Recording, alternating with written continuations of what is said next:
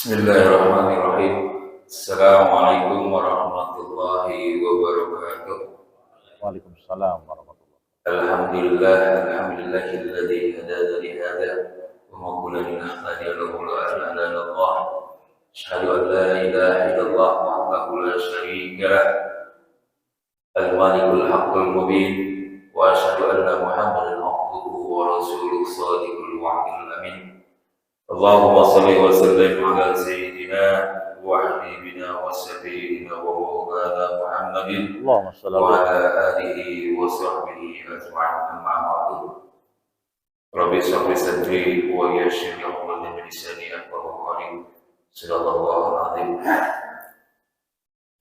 Yang saya hormati Bapak Ketua DKM beserta jajaran Ketua DKM Masjid Demi Al-Furqan, yaitu Bapak Haji Dr. Andi Abdullah.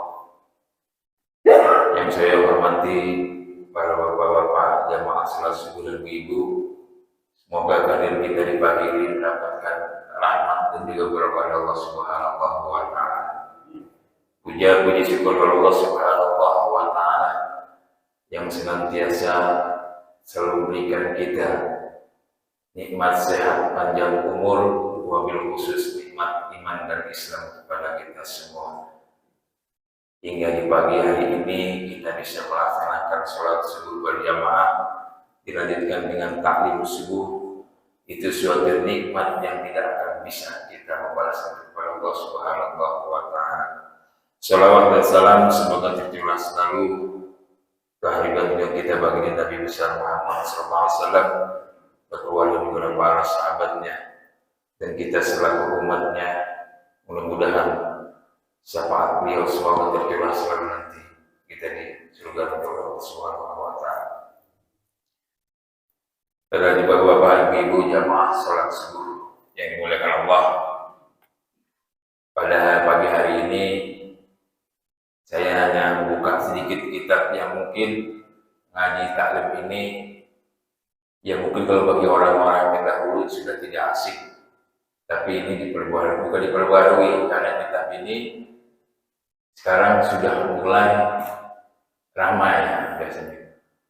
Ini saya akan mengkaji tentang kitab, sama-sama kita kaji, karena saya juga masih dalam tahap belajar, Pak. Namanya ngaji saya tidak pernah putus. Ini saya akan mengkaji di dalam kitab Aqidatul Awam.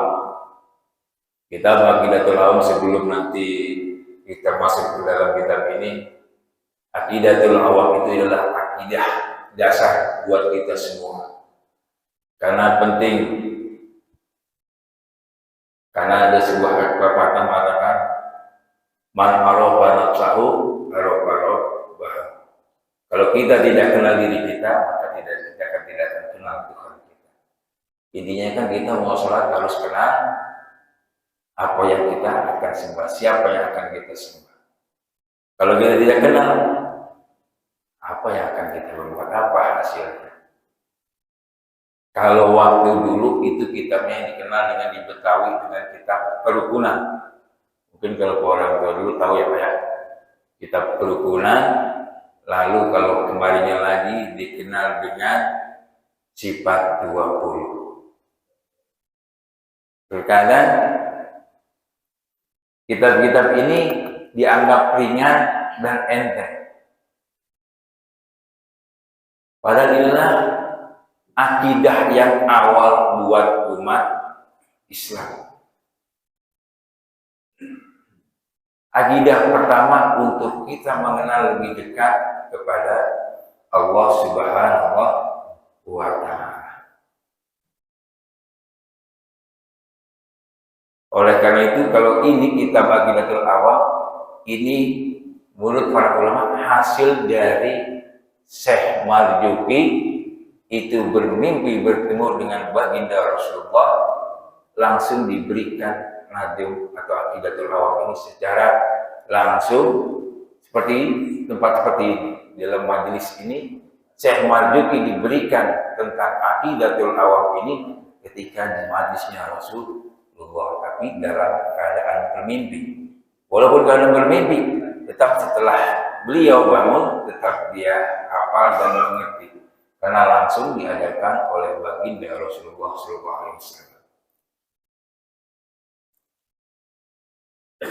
Karena yang namanya akidah awam ini penting, apalagi sekarang. Kenapa?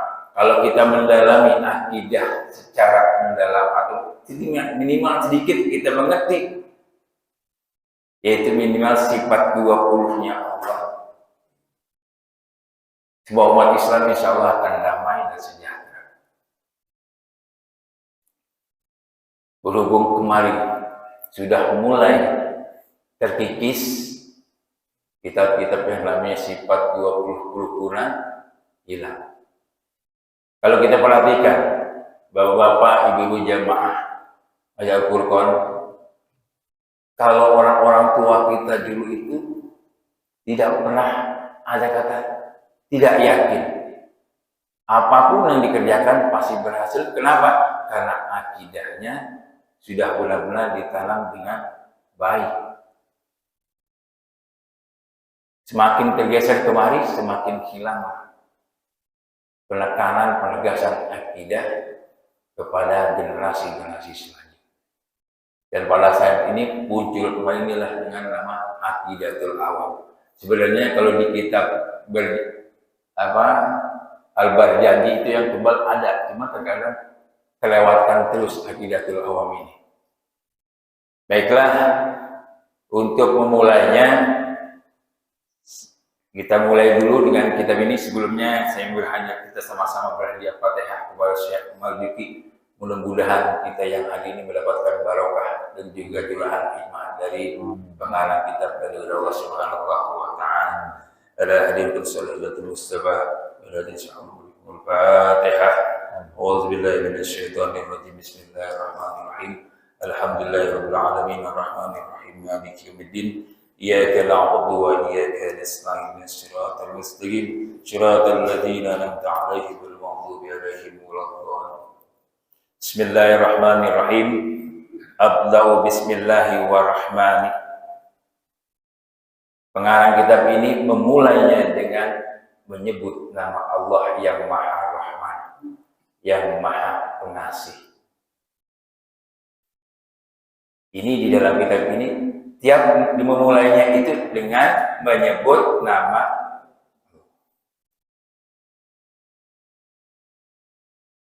Malah ada yang mengatakan apabila kita melakukan perbuatan amal apapun tanpa dengan ucapan Bismillahirrahmanirrahim, maka tertolak.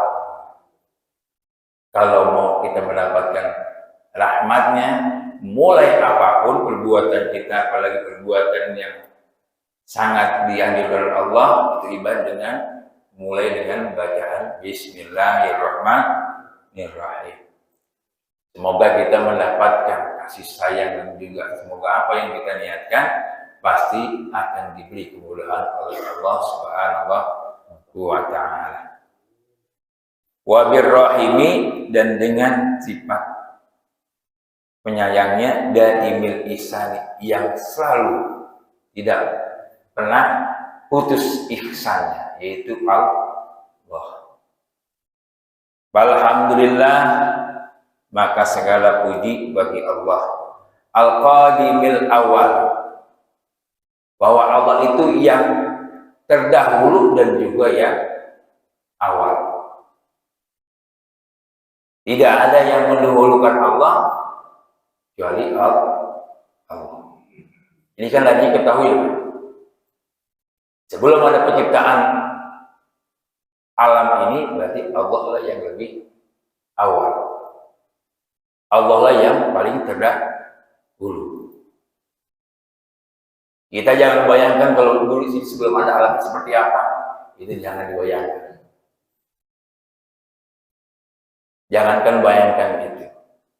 Karena kita harus berpegang tafakkaru fi khalqillah wala tafakkaru fi dzatillah. Jangan kita berpikir akan zatnya Allah, tapi kita pikirin ciptaannya. Sampai yaumil kiamat tidak akan bisa. Tidak akan pernah habis kita untuk memikirkan ciptaan daripada Allah. Oleh karena itu Allah lah yang maha terdahulu, Allah lah yang maha awal, akhirul baqi, dan juga yang maha akhir dan kekal selamanya. Semua yang ada di alam ini tidak ada yang kekal, tidak ada yang abadi. Oleh karena itu dalam akidah ini dinyatakan bahwa yang kekal, baik yang awal maupun nanti akhir, hanya Allah Subhanahu wa Ta'ala. Alam semua ini hancur. Langit yang begitu tinggi, yang megah berlapis-lapis pun akan hancur. Malaikat pun akan binasa, meninggal dunia, semua sama seperti kita. Semua hancur, semua binasa. Tidak ada yang kekal. Malaikat pun tidak akan kekal. Bumi ini tidak ada kecuali Allah. Nanti di yaumil kiamat semua hancur. Disitulah Allah. Akulah yang maha di segala yang maha. Allah berkata seperti itu. Tidak ada lagi sedikit pun, aku pun tidak ada kecuali Allah. Inilah yang dimaksud dengan akidah. Kita harus meyakini bahwa Allah itu adalah yang terdahulu akhir. Jadi semua ini akan hancur, akan binasa. Itu kita harus yakinin. Kenapa? Ini merupakan akidah buat kita. Karena yang awal sampai nanti akhir kita tidak akan bisa. Udah, oh saya makan terus. Saya yang paling dulu. Yang paling terdahulu adalah Allah. Yang awal dan akhir pun Allah. Allah lah yang kekal akan selamanya sampai yaumil kiamat. Bila tahawuli, dengan tampak berubah. Allah itu dari awal, dari dahulu sampai nanti yaumil kiamat tidak akan berubah. Baik sifat kasih sayangnya apapun, Allah tidak akan memandang, baik itu Islam, non-Muslim, ataupun apapun. Allah tidak akan membedakan, tidak akan pernah kurang sedikit pun memberikan kepada hambanya. Semua rata, jadi nggak ada beda-bedanya.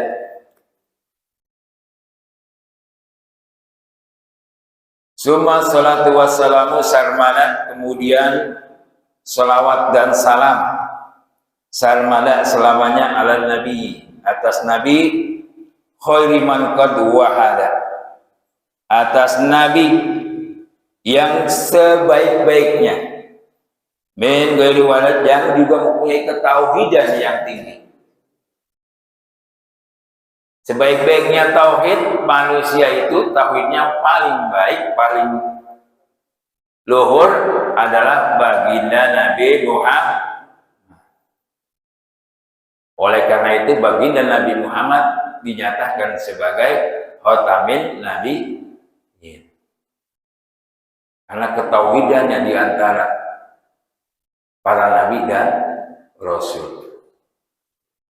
Nabi ada 124.000 nabi. Rasul sendiri ada 113 rasul. Baiklah, kita akan langsung. Karena di dalam sifat atau aqidatul awal yang kadang kita anggap ringan, yaitu sifat wujud. Kan ada 20 ya Bapak Ibu, sifat Allah itu yang harus kita wajib kita kenal 20 sifat Allah. Mustahilnya 10. Jadi 20 sifat wajib dan mustahil. Ditambah 1 yaitu sifat jaiz. Sifat yang wajib yang pertama wujud. Yang dikatakan wujud di sini dikenal dengan sifat nafsiyah. Ini kan kita dalam sifat nafsiyah ini sifat kepribadian Allah, sifat zatnya Allah. Oleh karena itu kita jangan salah menempatkannya. Kadang ada yang bertanya, di mana Allah? Allah ada di mana-mana. Hati-hati. Karena Allah itu bukan makhluk. Allah tidak membutuhkan tempat. Yang penting kita yakin dalam hati kita, Allah itu ada. Selagi kita ingin butuh kepada Allah, semakin kita dekat kepada Allah, Allah selalu akan hadir, malah sedekat seperti di dekatnya urat nadi kita. Karena sifat yang namanya wujud itu sudah masuk ke dalam kepribadian Allah. Kita tidak boleh untuk menelusurinya lagi, berpikir lagi. Yang penting akidah kita yakin bahwa Allah itu ada. Karena ini sifatnya sifat nafsiyah kepada zatnya Allah. Dilanjut dengan sifat selanjutnya yaitu yang dikenal dengan sifat salbiyah. Kalau di dalam peringkat Al-Quran sifat 20 jarang dibahas. Ini di Aqidatul Awam dikenal atau yang disebut dengan sifat salbiyah. Sifat salbiyah ini sifat yang harus ada dan pasti ada pada Allah Subhanahu wa Ta'ala.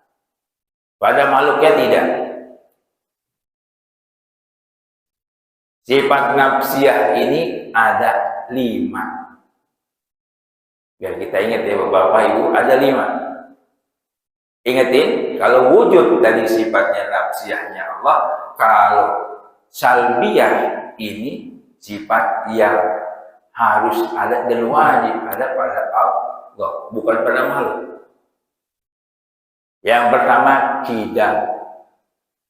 Wujud dan qidam. Apalagi ada yang apa? Udah pasti harus apa? Karena kita harus wajib. Wujud sifat nafsiyah. Qidam mukhalafatul hawadisi qiyamuhu binafsi. Wahda niyah. Inilah yang disebut dengan sifat salbiyah. Sifat salbiyah ini harus qidam, terdahulu. Allah punya sifat terdahulu. Tidak ada yang mendahului Allah. Kalau ada sebelum ini ada. Kalau penelitian begitu. Ada yang ribuan ditemukan benda bersejarah ribuan 200 tahun tetap walaupun dia ditemukan sebelum abad masih ditemukan sebelum apapun yang terdahulu tetap adalah Allah. Ini tidak dimiliki oleh makhluk baik yang ada di bumi maupun di langit di alam semesta ini. Qiyamuhu binafsi. Allah berdiri dengan sendirinya, bukan berdiri seperti kita. Jangan dibayangkan, maksudnya Allah berdiri, Allah tidak membutuhkan bantuan siapapun, bantuan makhluk apapun. Langit perlu bantuan yang lain, bumi pun perlu. Contohnya sawah, kita nanam padi, kalau kurang disiram tidak akan berarti membutuhkan, apalagi kita selaku manusia. Maka kita tidak boleh, kalau sudah mengenal kepada sifat 20 ini, yang namanya sifat sombong, iri, dengki, dendam, amarah, pasti akan sedikit terkikis kalau kita sudah mendalami atau mengetahui daripada sifat 20. Untuk apa kita sombong? Karena yang Maha Besar sudah jelas-jelas Allah Subhanahu wa Ta'ala. Kita itu tidak ada apa-apa, kita itu makhluk yang kecil. Maksud qiyam tadi udah qiyamu binafsi, berdiri tanpa membutuhkan Allah. Kalau kita sombong, kita masih butuh kepada yang lain. Kita merasa sombong, wah saya paling bisa, saya paling ini. Tapi kita masih butuh. Di rumah pun kita masih butuh, apalagi yang punya keluarga masih butuh kepada istri, masih butuh kepada anak, masih butuh kepada orang lain. Loh, di luar itu kita masih tetap butuh. berarti kita tidak bisa, tidak sama dengan Allah Subhanahu wa ta'ala. Qiyamuhu binafsih. Mukhalafatul lil hawadis, berbeda dengan makhluknya. Dan jelas kalau tidak butuh tempat berarti juga pasti akan berbeda dengan makhluknya, karena Allah yang mencipta pasti akan berbeda. Makanya jangan coba-coba kita berhayal karena kita merenung Allah itu besarnya seperti apa, Allah itu seperti apa, itu sudah menggoyahkan akidah kita. Khawatir kita makin terus ke sana kita akan jadi kufur. Ini yang paling bahaya. Tanpa kita sadari kadang-kadang kita menuhankan yang lain. Karena akidah kita sudah mulai terkikis. Kita khawatir, kita gelisah. Kalau zaman sekarang kita galau. Tapi kalau kita sudah sedikit-sedikit pelan-pelan mendalami akan sifat 20, kembali lagi lihat orang-orang tua dulu kita. Tenang-tenang saja lihat orang-orang tua. Kita pelajari. Kenapa orang-orang dahulu, orang-orang tua kita, kakek kita yang kesana itu dalam menghadapi kehidupan itu dengan tenang. Karena saya pernah ngobrol dengan nenek saya yang sudah berapa tahun, itu yang baru meninggal itu 125 tahun.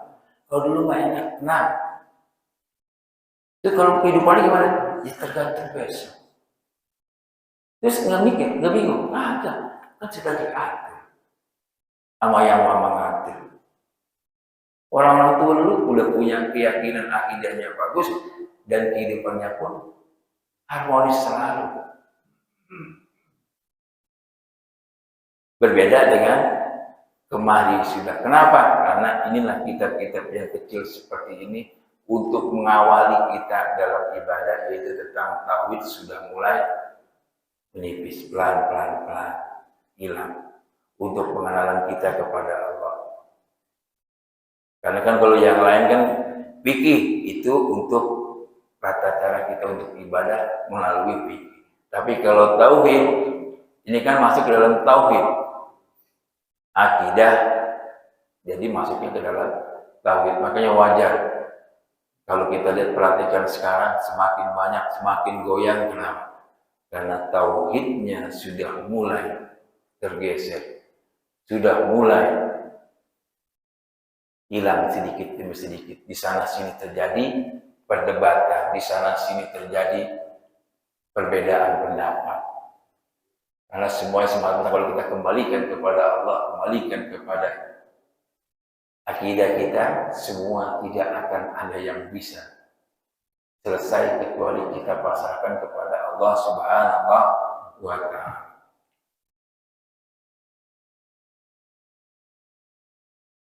Yang selanjutnya setelah mu'alafatul haud, wahdaniyah, bahwa Allah itu esa, Allah itu tunggal. Allah hanya tunggal, tidak membutuhkan, dan juga hanya satu, tidak ada yang lain. Allah itu tidak diperanakan dan juga tidak beranak. Makanya suratnya ada di dalam surat Al-Ikhlas. Kita nggak usah bingung, nggak usah pusing. Apapun yang akan Allah perbuat, nanti kan ada di selanjutnya. Ini baru sampai sifat salbiyah. Wadilah keesaan Allah tunggal. Kita masuk ke dalam sifat ma'ani. Ini sifat ma'ani ini ialah sifat yang berhubungan perbuatan dan kehendak Allah Subhanahu wa ta'ala. Kita akan mentang dengan sifat ma'ani ini, tidak akan mampu. Walaupun kita mempunyai apapun di dunia ini, tapi kalau kita berhadapan dengan sifat ma'aninya Allah,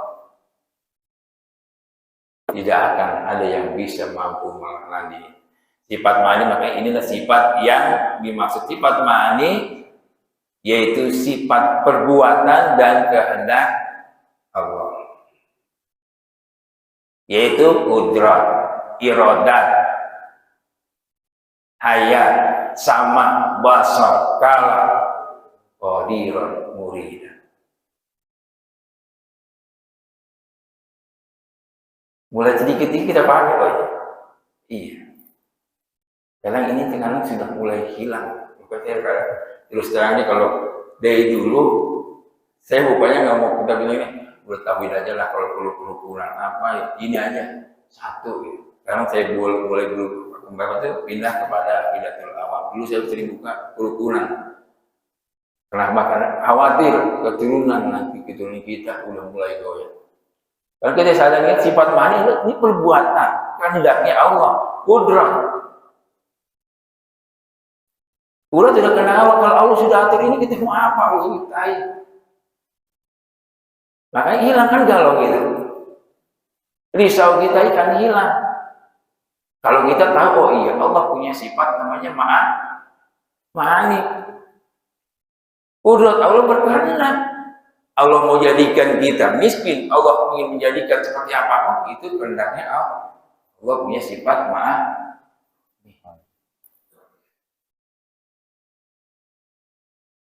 Ini perbuatan kehendak Allah.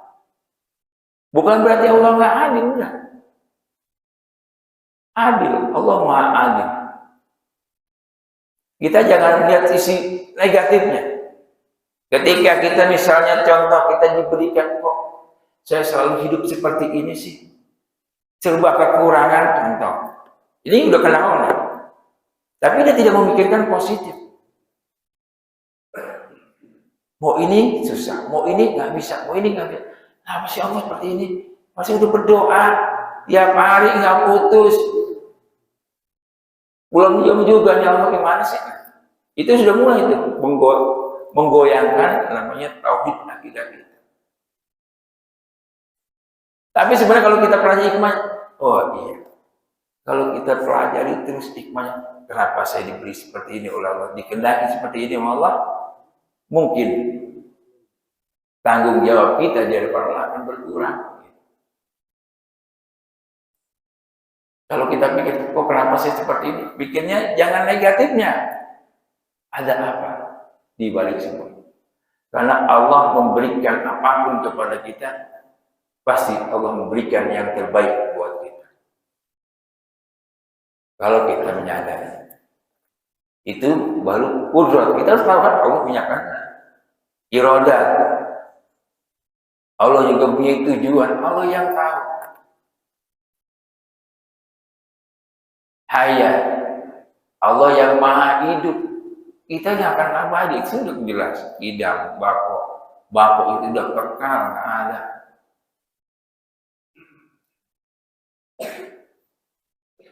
Hayat kita merasa ingin hidup terus tidak. Entah kapan, maka itu disebut dengan qudratnya Allah. Kita tidak tahu, kita mau merasa sombong, kita mau merasa macam-macam di dunia ini.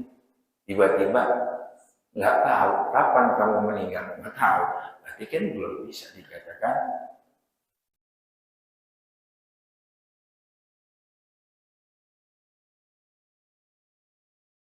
basar. Allah maha melihat kemanapun, bukan melihat seperti kita, seperti malaikat. Malaikat ada batasnya juga. Tapi Allah tidak mempunyai batas. Walaupun kita berada ngumpet di bawah 7 lapis bumi, kalau kita punya namanya akidah tauhid, kita akan takut merasa haus. Tapi kalau kita sudah mulai terkikis ininya nih, yang namanya tauhid ini, kita akan nggak khawatir mau ngapain, berbuat apapun, seolah-olah tidak ada yang melihat.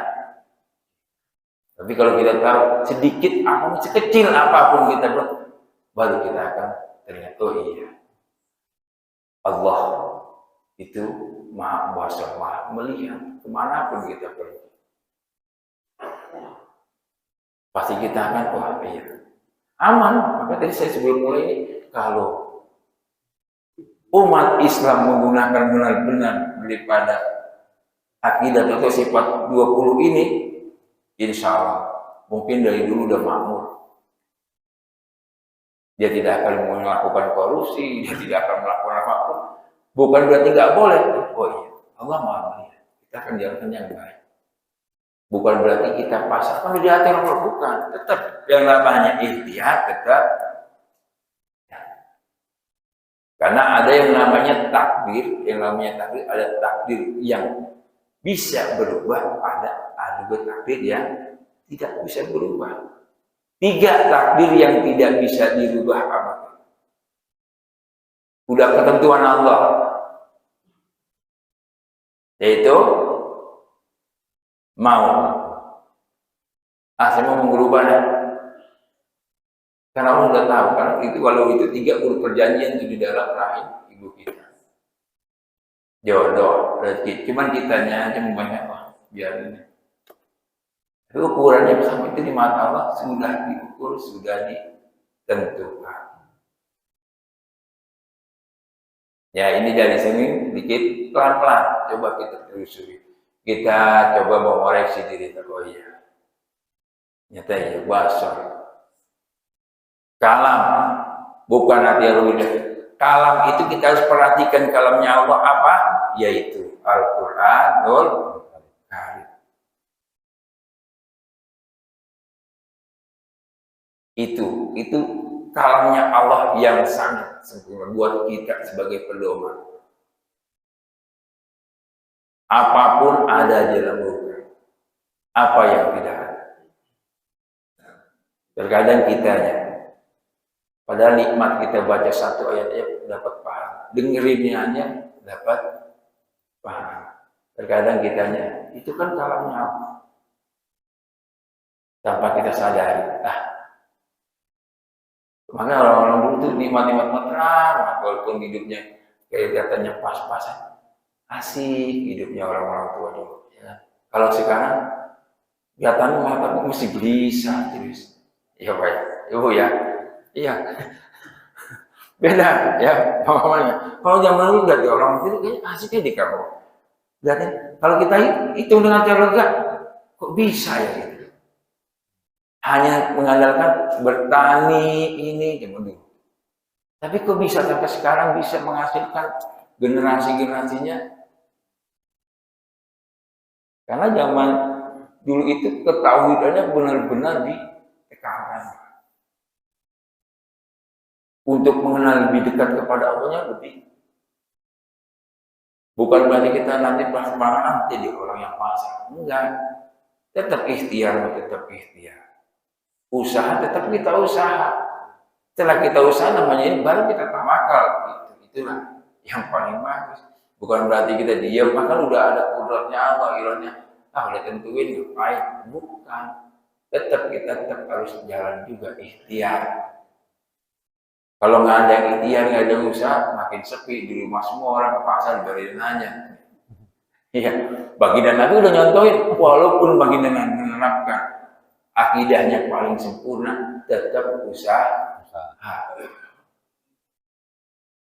Nah kalau pesan kiai saya waktu di santen, Kiai Syamsuri Badawi, rahimahullah yarham, kalau mau jadi orang kaya, ini saya yang dipesan waktu itu, waktu perpisahan. Kalau mau jadi orang kaya, dagang. Jadi saudagar. Contoh kenapa? Lihat baginda Nabi. Baginda Nabi menjadi seorang pemuda yang sukses dengan berdagang. Kalau berdagang pasti jalan. Kalau kita benar-benar kalau mau jadi kaya, dagang emang iya. Nggak ada tertekan, besok mau buka, mau enggak, punya usaha sendiri gitu.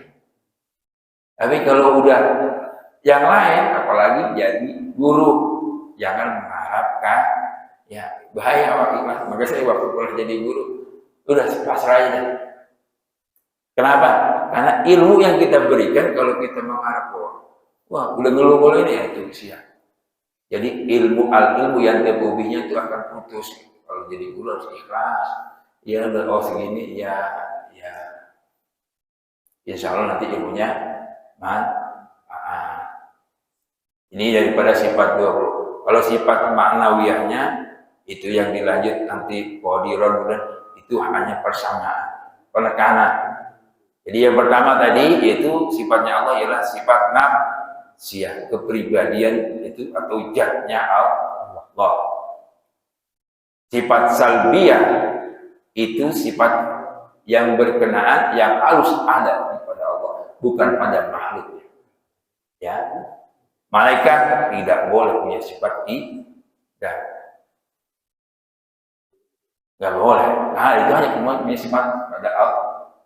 Ini baru sifatnya Allah 20 yang harus wajib kita pelan-pelan.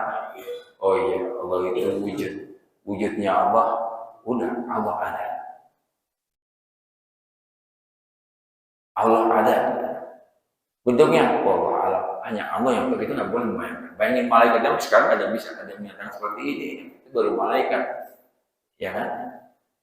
Nabi aja 25 nabi kita hanya membayangkan, apalagi ini yang menciptakan. Jangan sampai kita ngebayangkan, yang penting udah ibadah sholat. Allah itu ada. Allah itu lebih dekat daripada kalau Nabi Allah itu selalu ada, tapi di mana Allah? Allah tidak membutuhkan.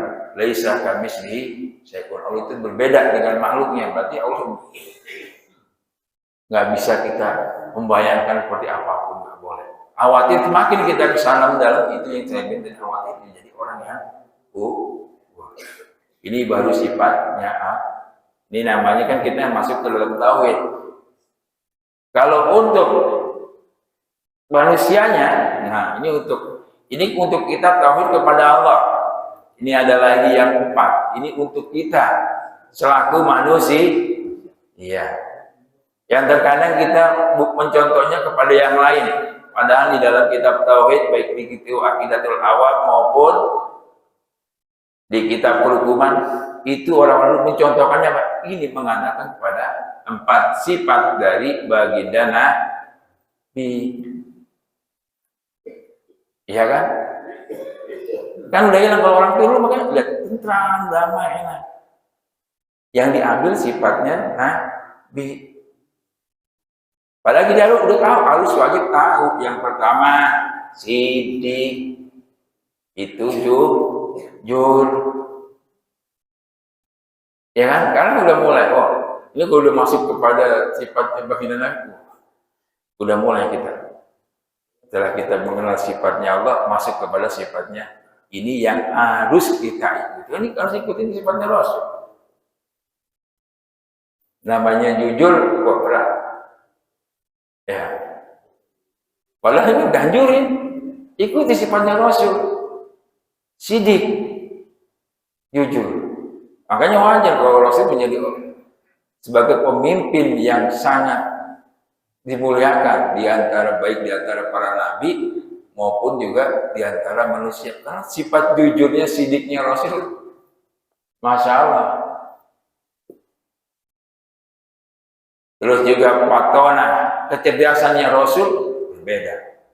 Minimal kita belajar patona ini, tabligh, nyampaikan, kan gitu. Di antara 4 sifat ini satu aja kita ikutin dengan melalui sifatnya yaitu sidik, patona, tabligh, amanah. Seperti ini nih yang kadang-kadang kita pelan-pelan anggap ringan. Padahal ini berkaitan kepada sifatnya Rasul. Kadang kita lupa diamanahin, biarin lah. Abangku udah merasa punya rasa yang lain nih, kurang senang. Dapat amanah buat dia nih, karena kita nggak sepakat sama dia, biarin aja. Tapi kalau kita ikuti sifat, mau enak, mau tidak, kita sampaikan amanah itu. Mau pahit, mau itu manis, kita sampaikan. Itulah yang namanya sifatnya Rasul. Apapun yang terjadi, kalau sudah amanah, sudah itu benar, disampaikan.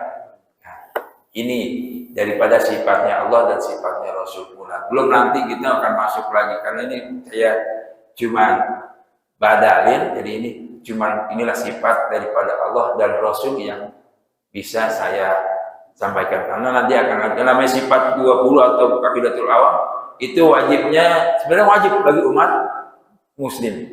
Dari yang mukallaf, yang balik, itu wajib mengetahui sifatnya Allah, sifat Rasul, sampai nasab. Karena kita tahunya, bapaknya Rasul, Abdullah Salam, bin Muthalib Salam. Ya, belum dari ibunya. Belum dari malaikat, walaupun malaikat harus lihat segini udah. Hanya sekedar tahu, kenal, tapi tidak menyeluruh. Nah itu yang bisa saya sampaikan, mudah-mudahan ada manfaatnya wabil khusus buat saya, satu pribadi. Dan terserah, kalau memang ada yang benar itu semata-mata dari Allah, dan yang salah itu dari saya. Billahi taufiq wal hidayah. Assalamualaikum warahmatullahi wabarakatuh. Ya baiklah, kita tutup dengan doa. Kita mohon pada Allah yang pertama buat kita semua, mudah-mudahan kita semua diberikan yang adil, diberikan kesehatan, panjang umur, dimudahkan segala urusan kita, dan juga dilapangkan dan Allah Subhanahu wa Ta'ala. Dan juga kita mohon kepada Allah semoga jamaah kita yang telah dipanggil oleh Allah diampuni segala dosanya, diterima segala amal ibadahnya, dan juga diberikan tempat yang baik di sisi Allah Subhanahu wa Ta'ala. Ala nabi sallallahu alaihi wasallam al-Fatihah. A'udzu billahi minasyaitonir rajim. Bismillahirrahmanirrahim. Alhamdulillahirabbil alamin arrahmanir rahim maliki yaumiddin. Iyyaka na'budu wa iyyaka nasta'in. Shiratal mustaqim.